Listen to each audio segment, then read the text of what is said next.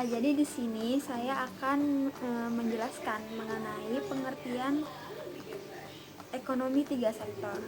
Jadi, pengertian ekonomi tiga sektor adalah perekonomian yang meliputi kegiatan dalam sektor perusahaan, rumah tangga, dan pemerintah. Dengan demikian, dalam menganalisis perekonomian tiga sektor, pada hakikatnya itu akan diperhatikan peranan dan pengaruh pemerintah atas kegiatan dalam sesuatu perekonomian. Nah, kan tadi yang meliputi ekonomi tiga sektor itu ada tiga ya.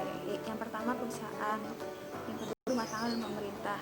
Nah, di sini saya akan menjelaskan mengenai campur tangan pemerintah dalam perekonomian menimbulkan dua perubahan penting dalam proses penentuan keseimbangan pendapatan nasional, yaitu yang pertama, pungutan pajak yang dilakukan pemerintah akan mengurangi pengeluaran agregat melalui pengurangan atas konsumsi rumah tangga.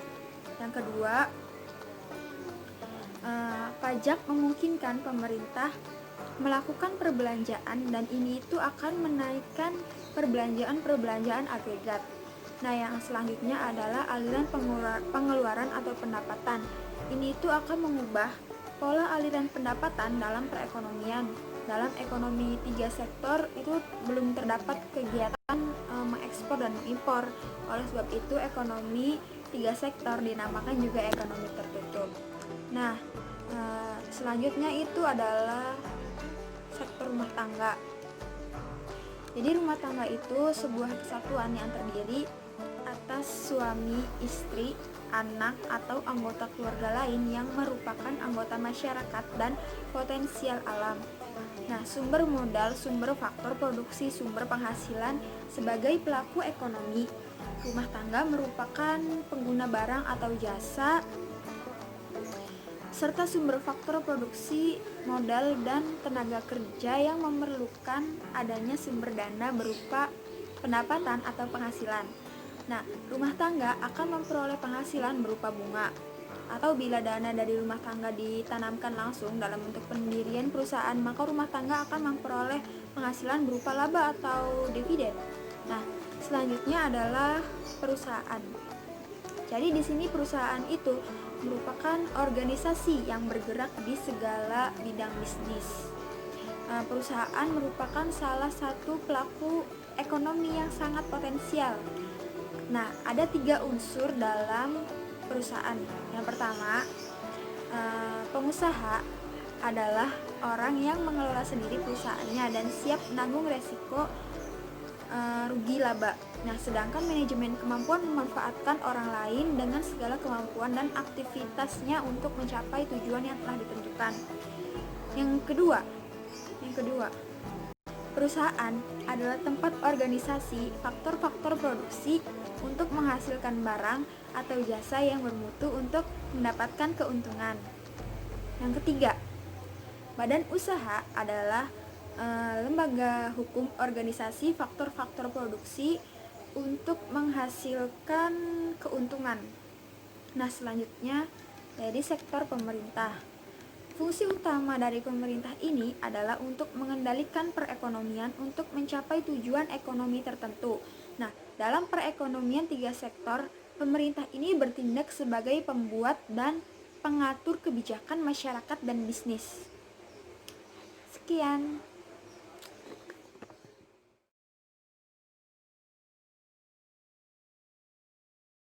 Perekonomian tiga sektor, teman-teman.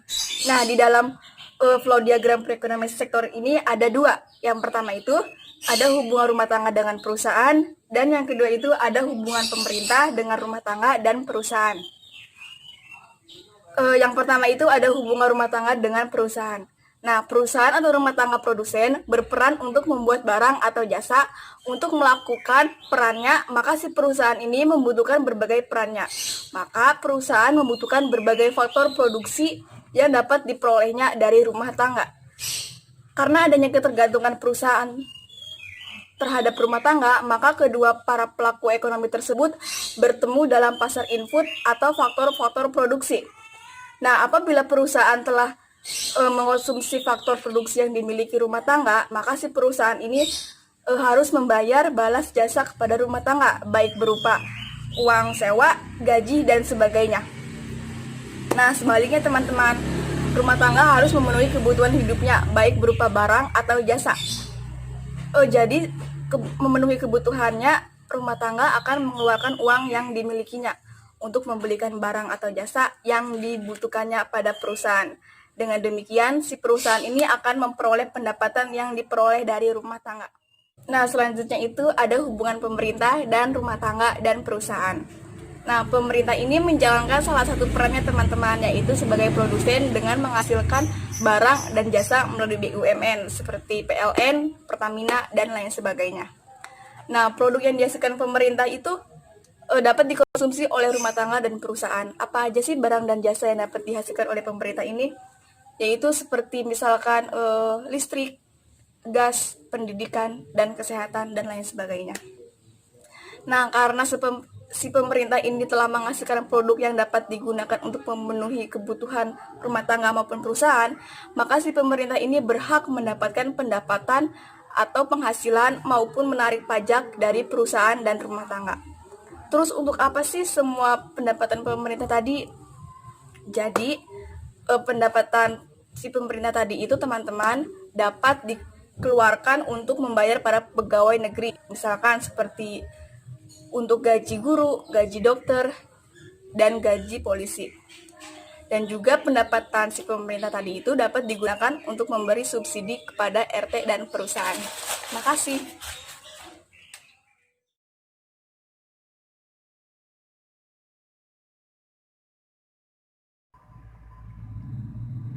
Selanjutnya ada aliran pendapatan. Yang pertama melalui campur tangan pemerintah. Dalam perekonomian ada 3 jenis. Yang pertama yaitu pembayaran pajak oleh rumah tangga dan perusahaan kepada pemerintah. Yang kedua, pengeluaran dari sektor pemerintah ke sektor perusahaan. Yang ketiga, aliran pendapatan dari sektor pemerintah ke sektor rumah tangga. Selanjutnya yang kedua, ada pembayaran oleh sektor perusahaan. Di sini ada 2 jenis, yaitu yang pertama pembayaran kepada sektor rumah tangga sebagai pendapatan kepada faktor-faktor produksi, dan yang kedua ada pembayaran pajak pendapatan perusahaan ke pemerintah. Selanjutnya yang terakhir, pendapatan yang diterima oleh rumah tangga, yaitu berasal dari 2 sumber. Yang pertama dari pembayaran gaji dan upah, sewa, bunga, dan utang oleh perusahaan. Dan yang kedua dari pembayaran gaji dan upah oleh pemerintah.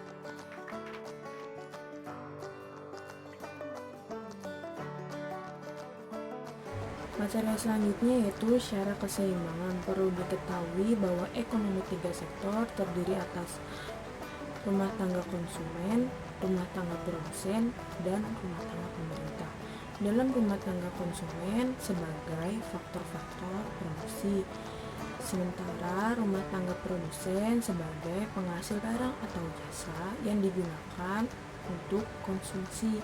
Yang ketiga, rumah tangga pemerintah bertugas untuk mengawasi birokrasi perekonomian suatu negara.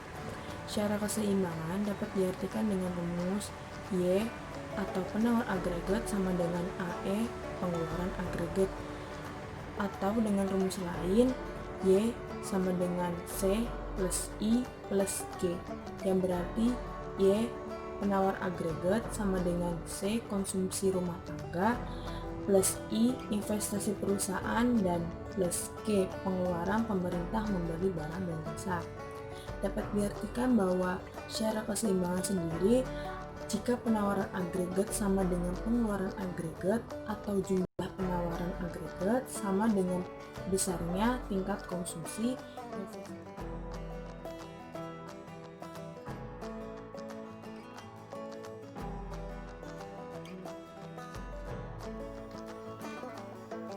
Jenis-jenis pajak. Di Indonesia ada 3 jenis pajak.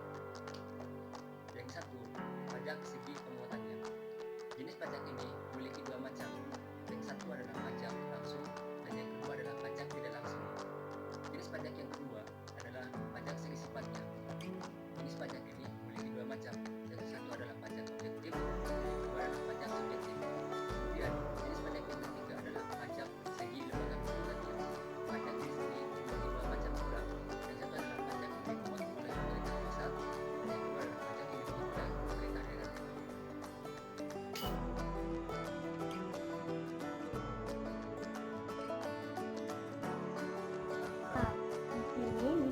ketat ini ada bentuk-bentuk pajak pendapatan. Nah, bentuk-bentuk pajak pendapatan itu dibagi menjadi 3. Yang pertama, ada pajak regresif, pajak proporsional, sama pajak progresif. Nah, pajak progresif adalah sistem pajak yang presentasinya menurun apabila pendapatan yang dikenakan pajak menjadi tambah tinggi. Nah, itu pengertian pajak regresif. Selanjutnya yaitu yang kedua itu pajak proporsional. Pajak proporsional yaitu presentasi pungutan pajak yang tetap besarnya pada berbagai tingkat pendapatan. Nah, itu adalah pengertian pajak proporsional. Selanjutnya yang terakhir ataupun yang ketiga yaitu pajak progresif. Pajak progresif yaitu sistem pajak yang presentasinya bertambah apabila pendapatan semakin meningkat. Itu merupakan pengertian dari pajak progresif. Saya sudah menjabarkan pengertian dan bentuk-bentuk dari pajak pendapatan. Oke?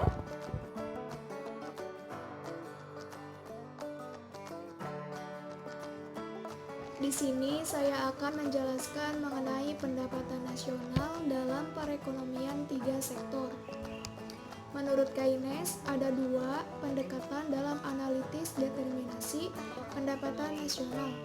Yang pertama, income approach, yang berarti memandang nilai pendapatan nasional yang diterima masyarakat akan menentukan besar konsumsi dan tabungan masyarakat.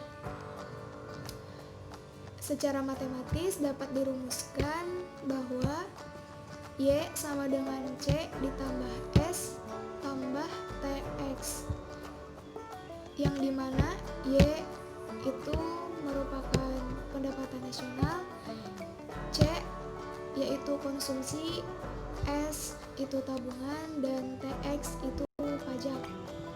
Yang kedua, expenditure approach, yang berarti nilai pendapatan nasional ditentukan oleh besarnya pengeluaran atau permintaan terhadap produk nasional. Pengeluaran atau permintaan secara keseluruhan untuk perekonomian 2 sektor terdiri dari konsumsi dan investasi.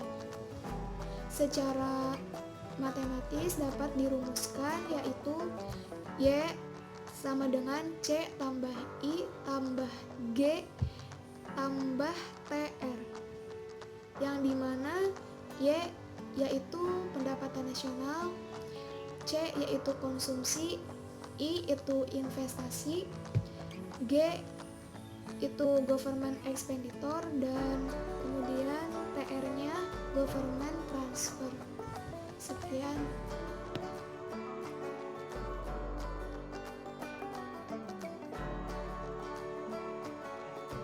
Materi selanjutnya, pengeluaran pemerintah. Pajak yang diterima pemerintah akan digunakan untuk membiayai berbagai kegiatan pemerintah. Di negara-negara yang sudah sangat maju, pajak adalah sumber utama dari pembelanjaan pemerintah. Sebagian dari pengeluaran pemerintah adalah untuk membiayai administrasi pemerintah dan untuk membiayai kegiatan pembangunan, membayar gaji pegawai pemerintah, untuk membiayai sistem pendidikan kesehatan rakyat, membiayai perbelanjaan untuk angkatan bersenjata, dan membiayai berbagai jenis infrastruktur yang penting. Artinya dalam pembangunan adalah beberapa bidang penting yang akan dibiayai pemerintah. Lalu ada penentu pengeluaran pemerintah. Yang pertama, proyeksi jumlah pajak yang diterima. Dalam menyusun anggaran belanja pemerintah, harus terlebih dahulu membuat proyeksi mengenai jumlah pajak yang akan diterimanya. Makin banyak jumlah pajak yang akan dapat dikumpulkan, makin banyak pula perbelanjaan pemerintah yang akan dilakukan. Tujuan-tujuan ekonomi yang ingin dicapai: mengatasi masalah pengangguran, menghindari inflasi, dan mempercepat pembangunan ekonomi. Untuk mempercepat kegiatan tersebut seringkali membelanjakan uang yang lebih besar dari pendapatan yang diperoleh oleh pajak. Yang terakhir, pertimbangan politik dan keamanan. Pertimbangan politik dan kestabilan negara selalu menjadi salah satu tujuan penting dalam menyusun anggaran belanja pemerintah. Kekacauan politik, keamanan, keadaan seperti itu akan menyebabkan kenaikan perbelanjaan pemerintah yang sangat besar.